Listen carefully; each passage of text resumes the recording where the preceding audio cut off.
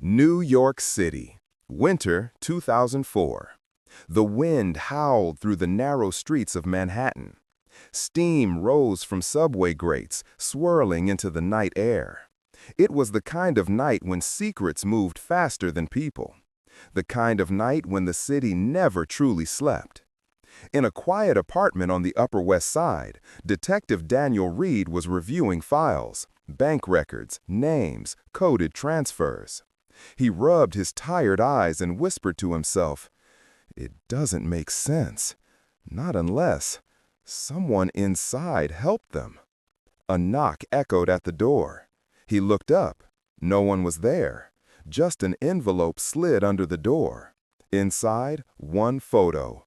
A car parked by the Hudson, headlights off. And a note. "Stop asking questions." That was the last anyone saw of Daniel Reed alive. The call. At 11:42 p.m., dispatch received a distress signal from his radio. 2 words before it went silent. "They're here." Minutes later, his car was found idling by the river. Inside, traces of blood, a torn sleeve, and his badge left behind like a warning. Detective Laura Bennett, his partner for 7 years, arrived before sunrise.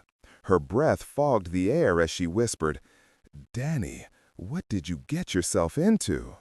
She didn't yet know. The answer would shake the NYPD itself. Unraveling the thread. Reed's last case was simple on paper, a bank fraud at Empire Savings and Trust. But as Laura dug deeper, she discovered it wasn't about stolen money. It was about stolen identities. Dead clients whose names were still being used to move funds overseas. She visited the bank's director, Evelyn Crane, a calm, elegant woman in her 50s. "Detective, this is a misunderstanding," Evelyn said, smiling faintly. "Mr. Reed was obsessed. He saw conspiracies everywhere." Laura left the office, but the look in Evelyn's eyes wasn't fear. It was calculation. The hidden files. The flash drive in Reed's desk revealed more than just transactions. Inside were audio recordings, short clips, captured from hidden microphones. A male voice said, "Transfer it through Cayman, then Norway. He'll never trace it." Another replied, "He already has." Static, a chair scraping, then a thud. Laura's hands trembled as she replayed the file. That sound, could it have been his last moment? The silent witness. Reed wasn't alone that night. Traffic cameras placed a second vehicle near his location.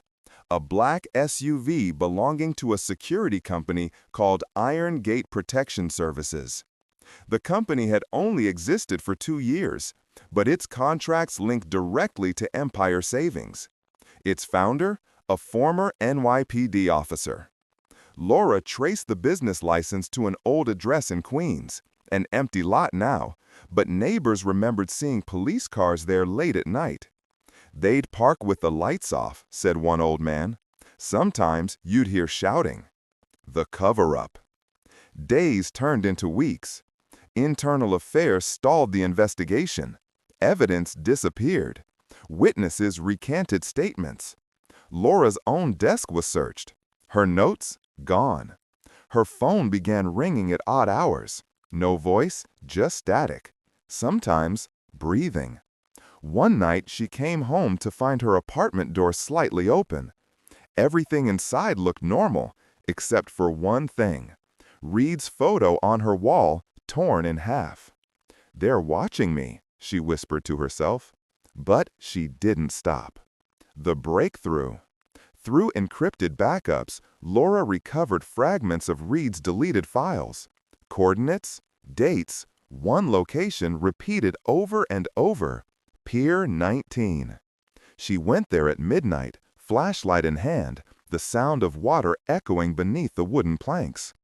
Underneath the pier, a hidden locker was bolted into the structure.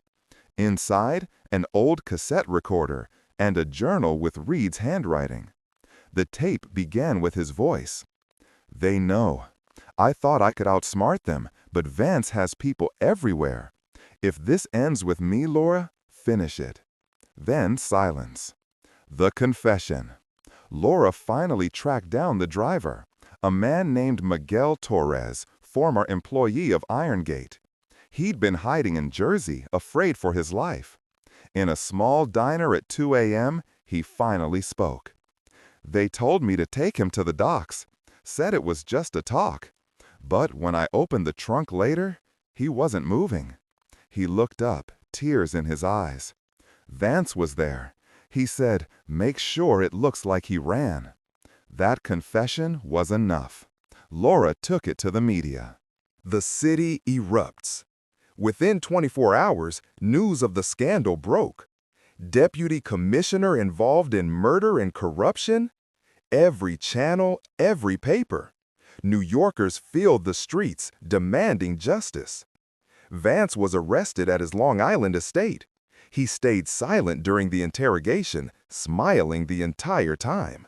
But as he was led away in handcuffs, he whispered to Laura, "Truth doesn't set you free, detective. It buries you." Epilogue. Months passed. The city moved on, but Laura never did. She visited the river every week, watching the current flow where Reed's car was found. Then one morning, divers made a discovery. A body tangled in the rusted chains beneath Pier 19. Time had stopped for him, literally. His watch was frozen at 11:59 p.m. That same night, the final transfer from Empire Savings had been completed. The bank collapsed. Executives resigned. Irongate dissolved. And Harold Vance was sentenced to life without parole. At the memorial service, rain fell softly on the NYPD courtyard. Laura stood alone by the water, holding Reed's badge in her hand. "You were right," she whispered. "The truth always surfaces." The camera would slowly rise above her, the skyline reflecting on the water. New York, silent, glowing, a city of endless stories, where justice is never simple and the shadows never sleep.